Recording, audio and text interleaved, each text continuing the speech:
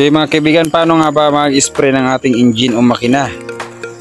At ano ang nararapat na pang-spray upang ang ating pintura ay hindi malusaw ng init at ng gasolina, kasi hindi maiwasan na ang ating makina ay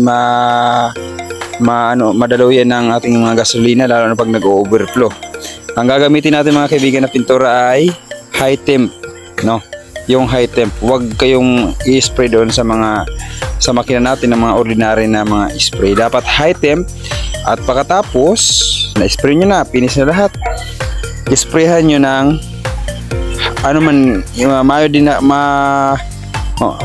mayong klase na top coat. Bakit napakalaga ng top coat? Ang top coat mga kaibigan ginagamit upang hindi magkadumi kaagad yung ating mga makina. Hindi protection siya doon sa pintura, at bukod doon konting linis na kaagad.